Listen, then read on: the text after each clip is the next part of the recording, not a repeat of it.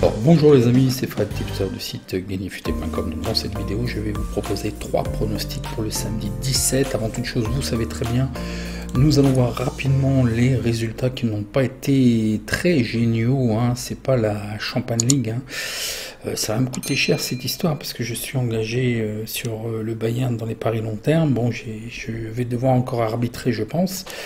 Mais ça continue un petit peu. Donc sur le match Dortmund-Manchester City, je vous avais rien proposé parce que je ne savais pas trop dans quel sens ça allait partir et de savoir si ça allait sécuriser. Bon, c'est un petit peu ce que je pense toujours de Manchester City quand même. C'est pas encore ça, c'est pas tranchant. Je pense que ça va pas passer face au Paris Saint-Germain. Je vous ai dit face au Bayern et au Paris Saint-Germain, ça passera pas. J'ai l'impression que je suis dans le vrai. Le second match, je vous avais proposé une grosse cote sur le Real de Madrid. Bon ben là, je m'attendais pas à ça et d'autant plus que, comme je vous dis souvent, il y a très peu de matchs nuls à ce niveau. Et en Champions League, bon, ils ont géré sans vraiment gérer parce qu'il y a eu quand même des bonnes occasions. Il y a eu du mieux pour Liverpool, mais voilà, il y a pas de faux semblant. Je n'attendais absolument pas de toute façon Liverpool. J'aurais peut-être dû jouer. Il y a certains qui ont gagné. Comme je ne voyais absolument pas le Real perdre, jouer le double chance ou jouer le pari sécurisé. Mais bon, c'est comme ça. Après de coup, on peut toujours dire ce qu'on veut. Donc je passe très très vite parce que j'ai beaucoup d'informations à vous donner. Pour ce qui est de la Ligue Europa, donc là je vous ai proposé, moi par contre je voyais bien l'AS Rome gérer, ils ont failli se faire piéger d'ailleurs, à trop gérer. Bon, ils ont quand même pas trop mal joué. Bon, ils s'en sortent avec un match nul et là je vous avais proposé la victoire de l'AS Rome, match remboursé, 6 matchs nuls, donc là c'est un pari remboursé.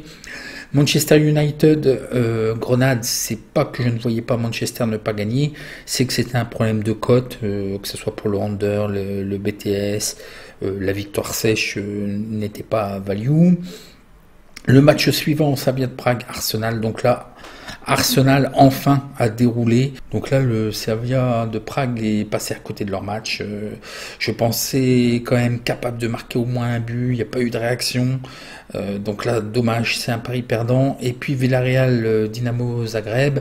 Bon bah là, désolé, un but de trop. Je pensais que ça allait être beaucoup plus serré. On a eu des buts. Bon, c'est un pari perdant. C'est vraiment pas trop génial cette campagne de cette semaine. Je vous rappelle que on n'a pas de pronostic, mais j'ai fait une vidéo qui est très importante et je vais souvent vous renvoyer jusqu'à la fin de saison sur cette vidéo.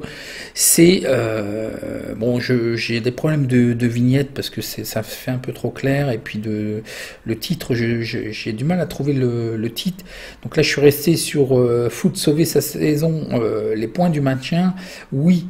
Pourquoi? Parce que vous allez voir que je vais souvent vous dire qu'il y a certains matchs, il n'y a plus d'enjeu, alors qu'on sera peut-être à 3 ou 4 journées, c'est que j'aurais fait les calculs. Ça ne sert à rien de mettre son argent sur des équipes où il n'y a plus rien à jouer, où c'est irrattrapable. Donc la motivation sera différente. Voyez la vidéo, j'explique assez bien, je vous donne pour chaque championnat les points, le seuil de points pour se sauver et de se maintenir dans les différents championnats respectifs. Donc c'est une vidéo très intéressante, je fais ce travail tous les ans, vous devez avoir ça à l'esprit, vous allez économiser de l'argent parce qu'il y a des tickets, il faut même pas les poser, ça sert à rien et surtout en fin de saison. Ok? Donc par contre, très bon cadeau que je vais vous faire, c'est, alors je prends un petit peu mon cheminement, donc c'est l'avant-match futé pour le samedi 17, donc on a vu les résultats. Merci de ne pas m'envoyer de liste du Père Noël dans mes mails pour vous aider. En plus, ça veut dire que vous n'écoutez pas et vous ne connaissez pas la chaîne parce qu'il y a des championnats sur lesquels je ne parie pas. Donc, tant pis pour vous, je bloque votre email, je vous mets en spam. Je suis pas là pour mettre des demandes en commentaire, mais je vois très bien que vous ne connaissez pas la chaîne et vous ne me connaissez pas. Donc, arrêtez de rêver avec votre liste du Père Noël. Quelques bonnes nouvelles, ce sont la liste des buteurs. Donc, je vais faire une vidéo juste après. spécifiques et je vais vous faire toutes les semaines. Donc c'est pas finalisé, mais ça donne des très très bons indicateurs en fait. Hein. J'ai fait la liste, j'ai la liste de tous les joueurs des 5 championnats plus la Ligue 2 et de déclencher par rapport à l'éventuelle possibilité que tel ou tel buteur puisse marquer tous les X minutes. Donc je vais vous expliquer en vidéo. Donc c'est pas finalisé, j'ai des soucis avec les dates et pour les journées de championnat, j'ai du mal à déclencher. Je voudrais faire un système de déclenchement automatique, mais je vais faire une vidéo spécifique pour vous expliquer. Et en cadeau, vous allez pouvoir jusqu'à la fin de saison récupérer les fichiers pour justement voir et puis j'espère avoir votre retour, voir ce qui marche, voir ce qui ne marche pas, voir ce qui peut être amélioré. Et comme ça, on va pouvoir miser sur les buteurs. Je ferai des vidéos spécifiques, voir un petit peu, je suis en train de réfléchir sur des stratégies pour jouer sur les buteurs. Et essayer de faire aussi des paris sécurisés. Je vous en reparle tout de suite après dans une autre vidéo et puis dans les semaines à venir. Donc une autre digression, c'est que pour le logiciel de stats, vous êtes beaucoup à être embêté pour faire activer votre licence. Donc harcelez-moi. Encore ce matin, une demoiselle qui n'a pas reçu en fait ses mails. Donc désolé, franchement, là il n'y a pas de souci, harcelez-moi, mettez-moi des messages aussi bien sur les réseaux sociaux, en commentaire des vidéos YouTube. Là ce n'est pas normal et après on bascule en privé. Mais pour être certain, automatiquement, dès que vous avez effectué la vente, vous devez immédiatement, voire peut-être à quelques minutes près, si le serveur est occupé ou s'il y a beaucoup de mails, mais ce qui m'étonnerait, vous devez pratiquement immédiatement recevoir, aussitôt l'achat finalisé, un mail avec toutes les informations, déjà une facture et toutes les informations pour faire une demande d'activation et pour télécharger le logiciel. Okay. Si vous ne recevez pas ça dans l'heure qui suit, c'est qu'il y a un souci, vous pouvez m'harceler. Laissez-moi quand même le temps, n'allez pas me bombarder de 10 messages. Hein, et faites-le à un endroit, ne le faites pas partout parce que ça ne sert à rien. Mais faites-le soit par mail, soit sur les réseaux sociaux, soit sur YouTube. Faites un petit message et puis je regarde ça et puis je vous envoie manuellement. Ne communiquez pas votre email sur les réseaux sociaux. Hein. Donc voilà, encore désolé, mais là il n'y a aucun souci, je ne vous en voudrais pas. Moi aussi quand j'achète quelque chose, et moi je ne suis pas un voleur, je vais effectivement vous accompagner, il n'y a pas de souci. Hein. Ok, allez, on commence avec le premier match qui est Mönchengladbach-Francfort. Donc c'est un match de Bundesliga pour le compte de la 29e journée. Donc voyons voir le face-à-face. Alors Mönchengladbach est 8e avec 40 points. Ils ont 1832 points et le rating. Et Francfort est 4e avec 53 points. Ils ont 2008 points et le rating. Ils sont à la porte des places de Ligue des Champions. Donc Mönchengladbach, ça leur a fait très mal leur campagne de Coupe d'Europe. Et là, ça revient bien, mais attention, les adversaires sont quand même de moindre niveau. Ils ont uniquement gagné, et la moindre des choses, contre la Lanterne Rouge. Fribourg est complètement à leur niveau et Hertha est aux places de relégation. Hein. Là, on est face à Francfort. Francfort, c'est quand même ce qu'il y a de mieux actuellement au niveau forme de Bundesliga. Le classement domicile extérieur, mais voyons voir le face-à-face, ça sera beaucoup plus intéressant. Donc Mönchengladbach, bon, après une période creuse, ça me semble revenir, mais c'est peut-être un faux semblant. Le club est en crise, hein, je vous l'ai déjà dit, aussi bien structurelle que financière et même médiatique, parce qu'avec je ne me souviens même plus de Thuram, qui est surnommé maintenant le Lama, hein, qui est carrément insulté d'ailleurs sur les réseaux sociaux. J'ai l'impression aussi en interne, les journalistes, je pense qu'il va devoir quitter la Bundesliga, je pense qu'il est invité à quitter la Bundesliga de toute façon. Ça passe très mal, et au-delà de ça, je vous dis, il y a une crise financière, donc ça va plonger pour Mönchengladbach. Hein.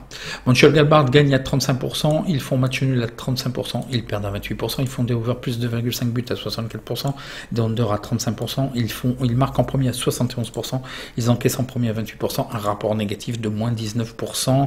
Pour ce qui est de Francfort, alors une superbe régularité, hein, une seule défaite là dans les derniers matchs, vous voyez, je ne vais pas faire toute la lignée. Et d'autant plus, il reste sur 3 victoires. En plus, ce sont des concurrents directs, hein, Wolfsburg, Dortmund et l'Union de Berlin qui est pas mal non plus. Donc vous voyez, c'est vraiment costaud, quoi. J'apprécie beaucoup cette équipe et leur football, hein, qui est sur mes tablettes, il n'y a pas de souci.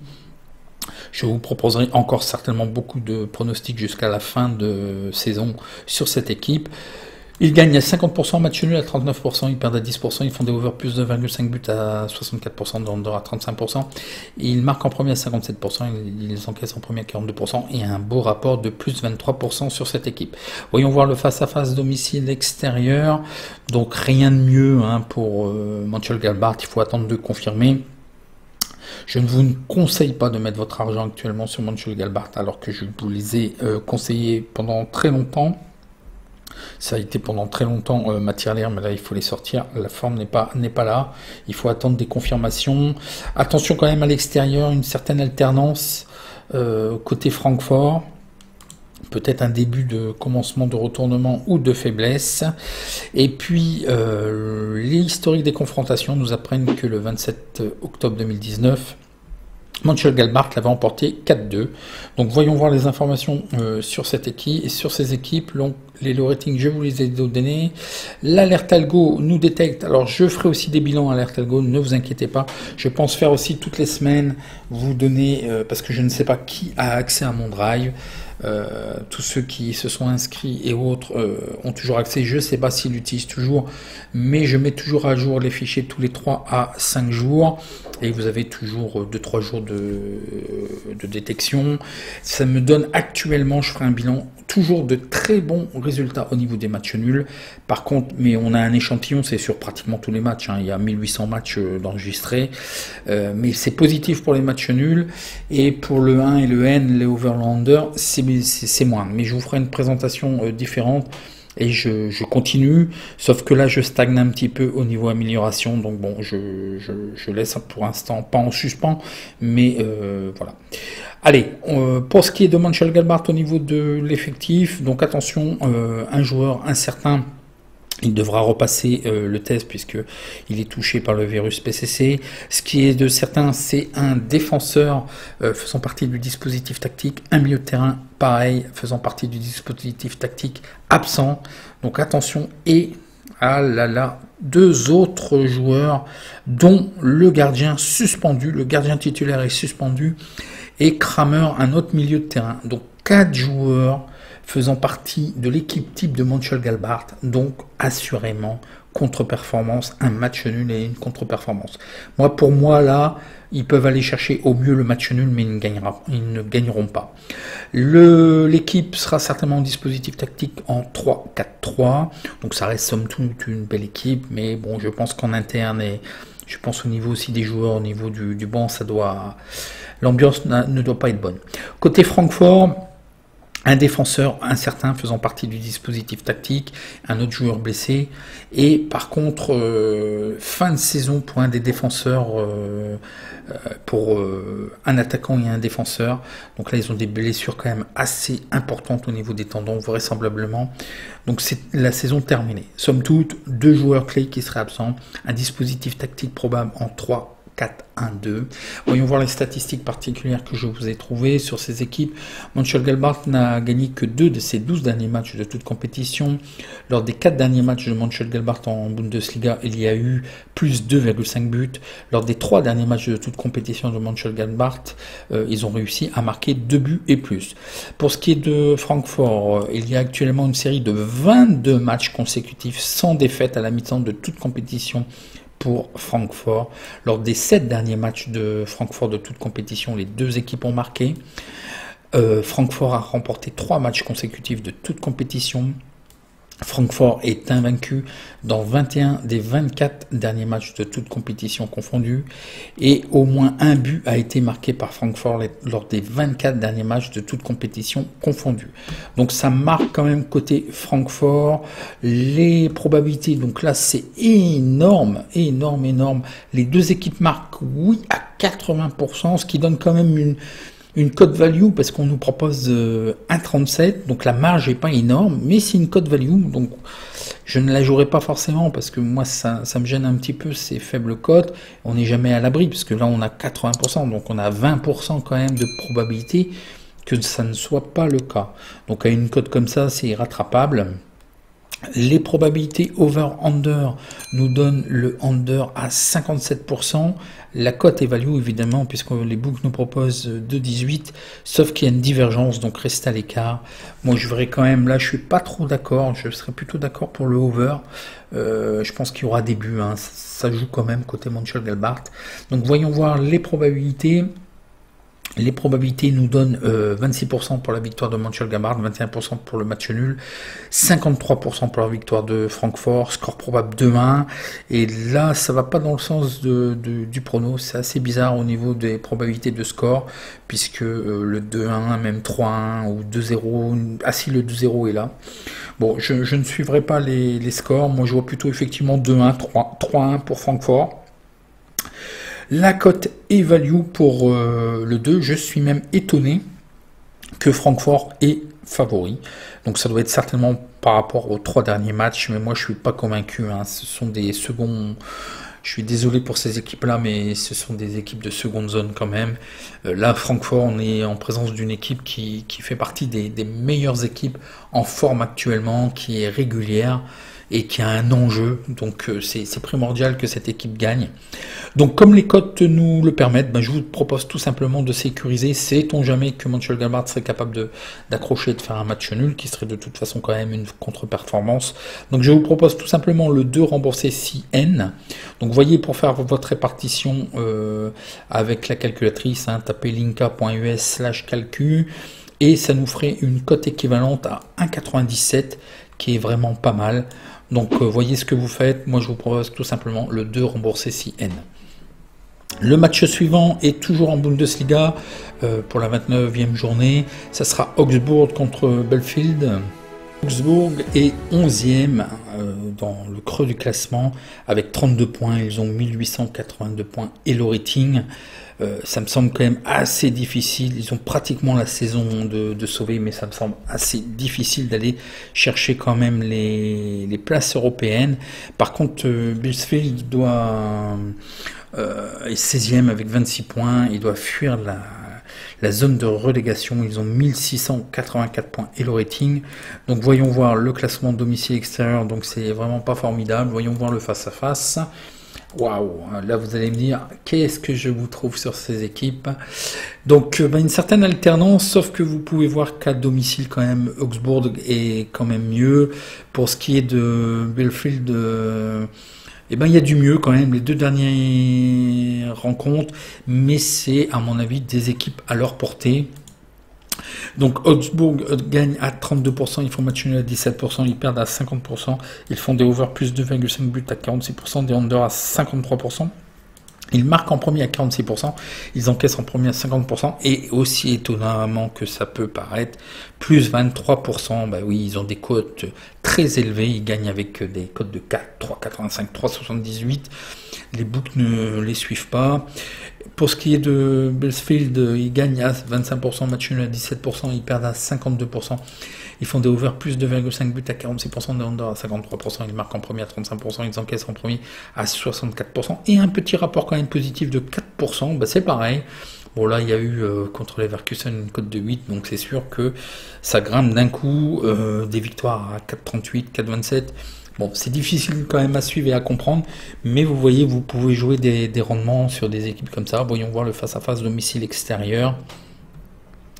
Donc voilà, c'est ce que je mets en avant en fait. Vous aurez compris pourquoi je vous propose Augsbourg, c'est qu'ils sont quand même mieux sur les 5 derniers matchs à domicile, d'autant plus quand même ils ont fait un beau match nul contre Leverkusen. Bon ok, ils ont perdu contre Wolfsburg, mais Wolfsburg est quand même joue pour la Ligue des Champions.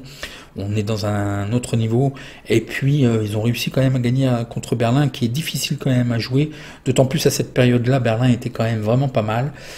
Pareil, attention, hein, Bielefeld, alors je sais pas comment ça se dit, hein, je dois écorcher le nom de cette équipe-là, c'est Arbina.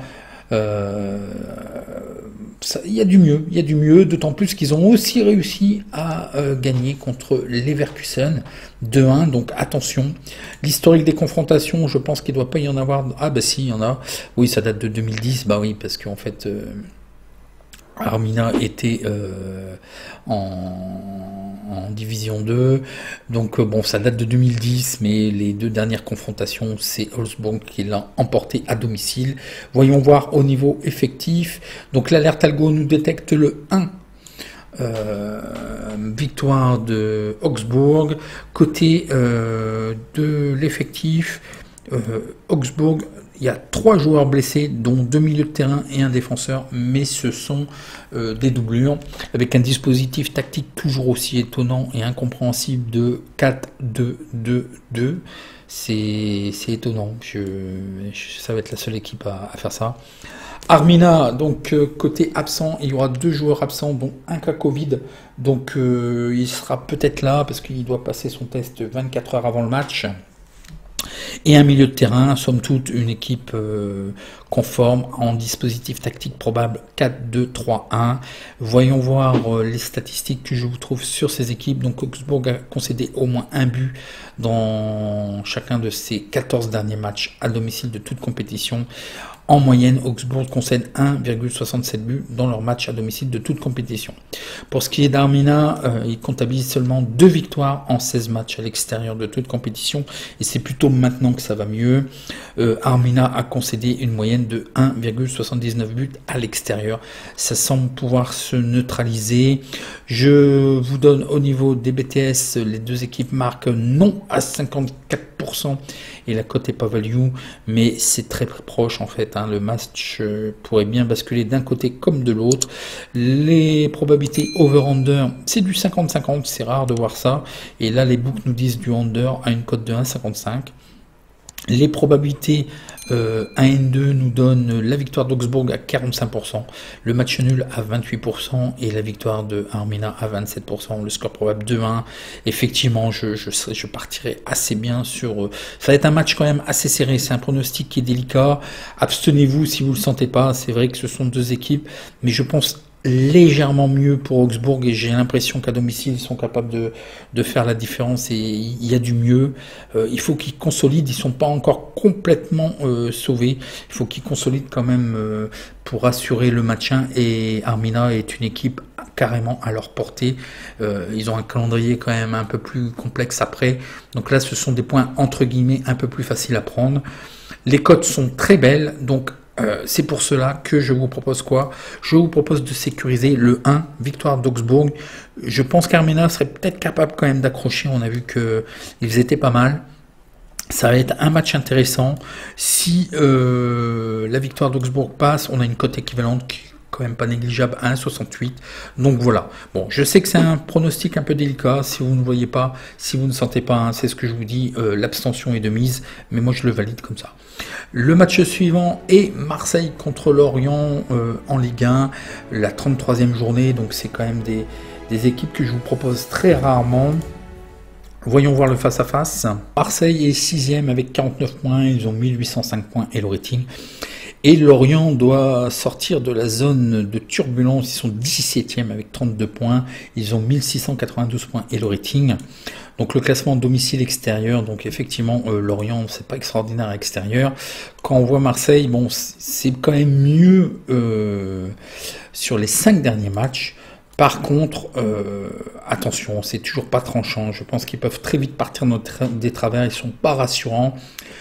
Pour une équipe voulant jouer l'Europe, c'est encore trop peu. Il faut que ça soit quand même bien mieux que ça. Donc attention quand même à Lorient, parce que mis à part la défaite contre Lens, ils étaient invaincus les 5 derniers matchs précédents.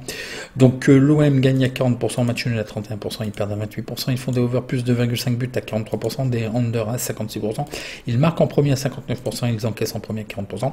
Un petit rapport de plus 1% sur cette équipe. Pour ce qui est de Lorient, ils gagnent à 25%, match nul à 25%, ils perdent à 50%. Ils font des over plus de 2,5 buts à 53%, des under à 46%. Ils marquent en premier à 34%, ils encaissent en premier à 65%. Un petit rapport de plus 4%, ils ont des cotes assez élevées. Le face-à-face domicile extérieur, voilà, pourquoi je vous propose aujourd'hui Marseille. C'est très rare que je vous propose cette équipe-là, parce que elle est toujours changeante et pas toujours rassurante, mais à domicile quand même, on peut rien dire. Là, sur les 5 derniers matchs, ils sont invaincus. Il y a quand même 4 matchs de gagner sur 5, et je pense que quand même Lorient est largement quand même à leur portée. S'ils perdent sur ce match-là, c'est quand même pas normal. Par contre, attention, Lorient ne gagne plus, mais ils accrochent. L'historique des confrontations nous apprennent que Marseille l'avait emporté, ça date de 2016 d'ailleurs, ça date un petit peu, leur dernière confrontation comme ça, Marseille-Lorient, où Marseille l'avait emporté 2-0. Donc voyons voir au niveau effectif. Donc au niveau de l'alerte algo, il nous détecte le 1, victoire de l'OM. Côté de l'OM, toujours blessé à ma vie, et puis vous avez 2 autres joueurs qui sont suspendus. Somme toute, une équipe quand même assez équilibrée de Marseille en 3-4-3. Pour ce qui est de Lorient, c'est pareil, il y a 3 joueurs blessés. Un dispositif aussi tactique probable en 3-4-3. Donc on reste quand même sur une équipe pouvant donner les mêmes ratios. Voyons voir les statistiques particulières que je vous ai trouvées. Donc l'Olympique de Marseille a remporté ses 3 derniers matchs de Ligue 1 à domicile d'affilée. L'OM a marqué 1 but et plus dans ses 5 derniers matchs à domicile de Ligue 1. Lorient a gagné seulement 1 de ses 16 derniers matchs à extérieur en Ligue 1. Donc c'est vraiment pas formidable. Lorient est invaincu lors de 5 des 6 derniers matchs en Ligue 1. Lorient a concédé 1 but et plus lors des 11 derniers matchs à extérieur. Et Lorient encaisse une moyenne de 1,81 buts en moyenne lors de ses matchs en Ligue 1. Les probabilités, le BTS, les 2 équipes marquent oui à 59%. Et là, la cote n'est pas value puisqu'on nous propose une cote de 1,68, donc restez à l'écart. Pareil pour le over-under, c'est le under moins de 2,5 buts qui ressort à 52%, mais la cote est aussi beaucoup trop basse. Les probabilités 1 et 2 nous donnent 46% pour Marseille, 30% pour le match nul, 24% pour Lorient, score probable 2-1. Effectivement, je serais assez d'accord, peut-être même le plus petit score, 1-0, 2-0 ou 2-1. Je pense que ça va pas aller beaucoup plus loin que ça. Donc je vous propose tout simplement la victoire de l'OM à une cote de 2,08 qui est assez bien payée, c'est bien. Donc voilà pour ces matchs, pour ces pronostics. Si vous avez apprécié, un petit like et puis je réponds à vos questions en commentaire. Et je vais derrière ça vous gratifier d'une autre vidéo spécialement sur les buteurs pour la semaine à venir, voir si vous voulez prendre des pronos buteurs, ceux qui seraient susceptibles de marquer très prochainement. Allez, en attendant, bon match.